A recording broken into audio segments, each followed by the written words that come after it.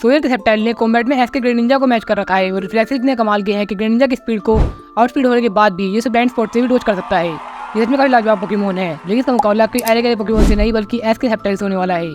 क्या इसको डिफीट कर सकता है? माना किसी ने एक बार ग्रेनिंजा को डिफीट कर रखा है, लेकिन इस बार मुकाबला ग्रेनिंजा नहीं सेप्टाइल से है, यानी टाइप एडवांटेज का कोई मौका नहीं मिलने वाला है किसी को भी।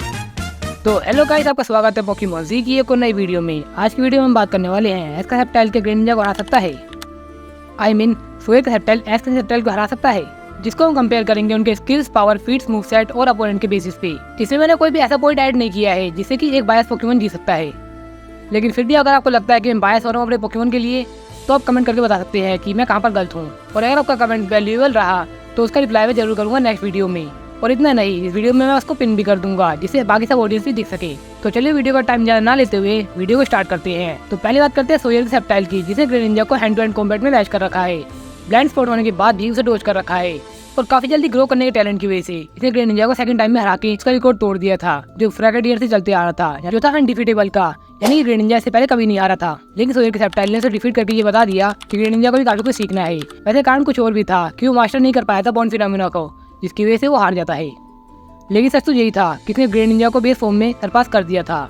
इसके बाद इसकी बैटल होती है टूर्नामेंट में, जहाँ सोयर के पास ट्रेनर से ज्यादा एक्सपीरियंस हो चुका था, जिसकी वजह से इसे डिफीट कर पाया। माना कि इससे ज्यादा काम सोयर ने किया था, जिसकी कमांड की वजह से सेप्टाइल हरा पाया, लेकिन सेप्टाइल भी इसकी उम्मीदों पे खरा उतरा, जिसकी वजह से एस के पिछले राइवल को डिफीट करके ये इसका राइवल बन जाता है। और फिर बैटल होती है एस वर्सेस सोयर की, जिसमें सोयर के सेप्टाइल ने पिकाचू से बैटल की, लेकिन पिकाचू काफी थका हुआ था क्योंकि उसने उससे पहले 2 पोकेमॉन को डिफीट कर दिया था, जिसमें एजिस्लैश जैसा पावरफुल पोकेमॉन भी था, जिसके लिए एस के पिकाचू को बहुत ज्यादा स्ट्रगल करना पड़ा।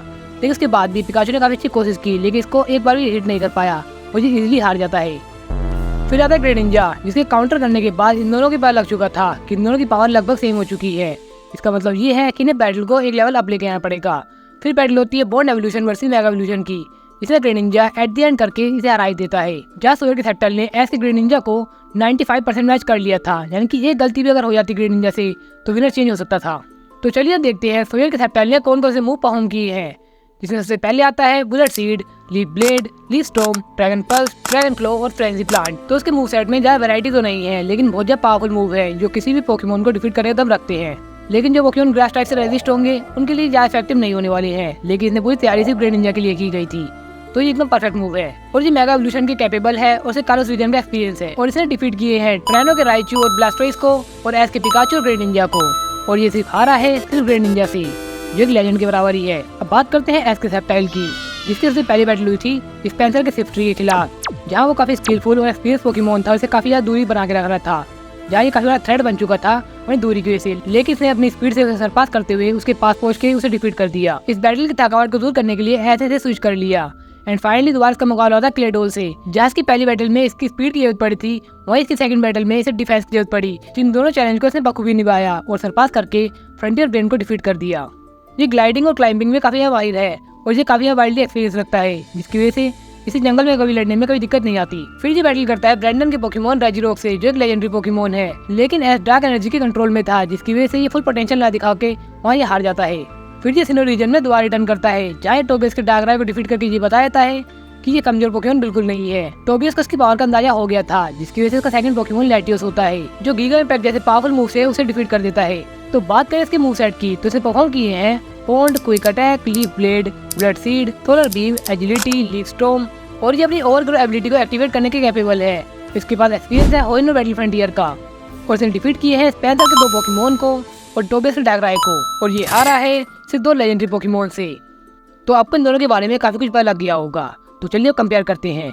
पहले बात करते हैं स्किल्स की, तो आपको क्या लगता है कि स्किल किसका बेटर है? सोयर का सेप्टाइल जो कॉम्बैट में काफी माहिर है और जो मेगा इवॉल्व हो सकता है, काफी जल्दी ग्रो करता है, और फ्रेंजी प्लांट या ड्रैगन पल्स जैसे पावरफुल मूव भी आते हैं। और इसका अपोनेंट जो ग्लाइडिंग और क्लाइंबिंग में काफी माहिर है, जिसकी वजह से लेजेंडरी पोकेमॉन को सरपास कर चुका है, जो उस टाइम के सबसे फास्ट पोकेमॉन कंसीडर किया जाता था, और इसे अपनी ओवरग्रो एबिलिटी को एक्टिवेट कर रखा है, और लीफ स्टॉर्म या सोलर बीम जैसे पावरफुल मूव भी लर्न कर रखे हैं। तो मेरे ओपिनियन से ये दोनों स्किल सच में काफी कमाल किए हैं, और इन दोनों को पॉइंट मिलना चाहिए, क्योंकि दोनों तरीके से ये अपने ओपोनेंट से बच सकते हैं। लेकिन बाकी स्किल्स जैसे powerful move, variety of moves, इसके अलावा मेगा एवोल्यूशन के कैपेबल होने की वजह से पहला पॉइंट सोयर सेप्टाइल को मिल जाना चाहिए। सेकंड पॉइंट है मूव सेट, जिसमें सोयर सेप्टाइल को आते हैं leaf blade, leaf storm, dragon claw और फ्रेंजी प्लांट। इसका टोटल किया जाए तो होता है 430, और एस के सेप्टाइल की बात की जाए तो आता है leaf blade, solar beam, leaf storm और क्विक अटैक। इसका टोटल किया जाए तो होता है 360। तो सेकंड पॉइंट मिलता है सोयर के सेप्टाइल को। थर्ड पॉइंट है फीट्स का, जिसमें सोएल सेप्टाइल ने एस्के ग्रेनिंजा को डिफीट करके उसकी स्ट्रीक तोड़ के बहुत ही बड़ा फीट हासिल कर लिया है। लेकिन एस्के सेप्टाइल ने डिफीट किया है टोगेस के डार्कराय को, स्पेंसर के 2 पोकेमोन को जो फ्रंटियर ब्रेन है। इसके अलावा इसे स्पीड में मैच कर रखा है स्पीड फॉर्म डिओक्सिस को, जो सच में खुद में बहुत बड़ा फीट है। तो मुझे लगता है कि ये पॉइंट तो इजीली मिल जाता है एस्के सेप्टाइल को। तो फोर्थ पॉइंट आता है पावर का। जैसे सोएल सेप्टाइल की पावर की बात की जाए तो उसकी सबसे बड़ी पावर है उसके कॉम्बैट, मेगा एवोल्यूशन और पावर मूव सेट। और वहीं एस्के सेप्टाइल की पावर की बात की जाए तो उसकी पावर है बिलीव विद एस, जिसकी वजह से टोगेस के डार्कराय के डार्क वॉइड से बाहर आ चुका है। उसकी movement speed, skills, stamina, durability, endurance और बैटल एक्सपीरियंस, तो ये पॉइंट भी डेफिनेटली एस्के सेप्टाइल की ओर जाता है। अब फाइनल पॉइंट है अपोनेंट का। जो इस पॉइंट हासिल कर लेगा वही पोकेमोन विजेता बन जाएगा। तो इसके अपोनेंट है पिकाचू, राइचू, ग्रेनिंजा और ब्लास्टोइड, जिनमें से ये सिर्फ 2 बार ग्रेनिंजा से ही हारा है। और एस्के सेप्टाइल के अपोनेंट है सिर्फ ट्री, क्लेडोल, ब्लेजिगन, रेजिरोक, डार्कराय, लैटियोस, जिसमें ये रेजिरोक और लैटियोस से ही हारा है, जिसे ये पॉइंट भी मिल जाता है एस्के सेप्टाइल को मेरे ओपिनियन से। सो लेडीज एंड जेंटलमैन, आज का विजेता है एस्के सेप्टाइल। तो अगर आपको वीडियो अच्छी लगी इस वीडियो को लाइक कर देना, और अगर ऐसे कंटेंट को सपोर्ट करना चाहते हैं तो चैनल को सब्सक्राइब भी कर लेना। और अगर आपको मन में कोई भी सवाल है कि अगर इस पोकेमोन जीतना चाहिए था तो क्यों जीतना चाहिए था, आप अपना ओपिनियन कमेंट करना। अगर इसका जवाब मैंने कमेंट बॉक्स में नहीं दिया है तो समझ जाना कि नेक्स्ट वीडियो आपके कमेंट के ऊपर आने वाली है।